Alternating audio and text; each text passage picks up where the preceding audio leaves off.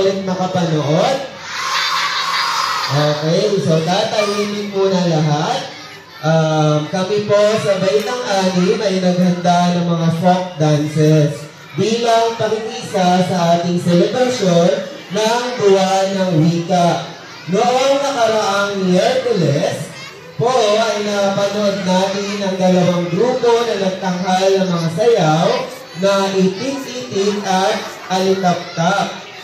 Ngayon naman pong umagang ito, mapapanood po natin ang isa pang inihandang sayaw ng aming mga mag-aaral sa tulong po ng kanilang mga magulang at guardians.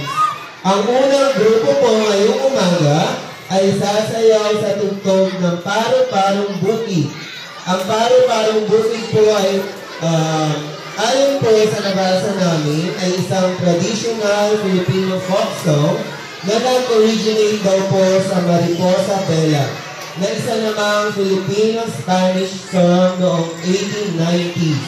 Ayon pa po sa ibang sources, ang Paro-Parong Bukid ay isang awit patungkol sa pagkukumpara ng isang dalagang Pilipina na nakasuot ng glamorosang kasuotan sa isang napakagandang paru-paro. So, palakpakan po natin ang unang grupo.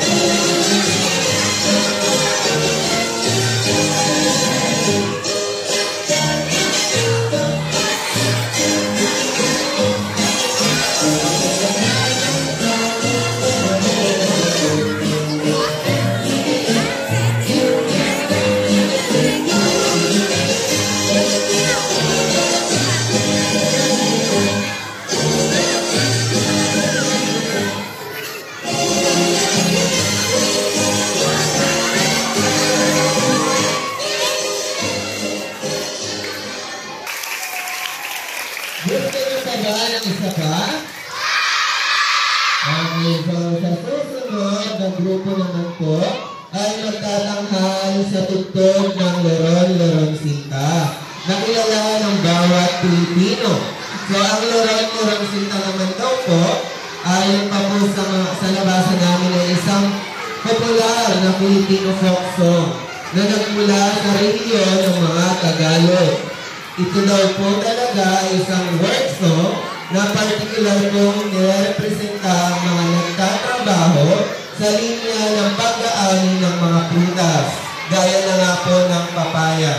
May ilang literatura din po ang nagsasabi, isa din itong courtship song o awit patungkol sa magkasintahan. So, palakpakan po natin ang ikalawang grupo.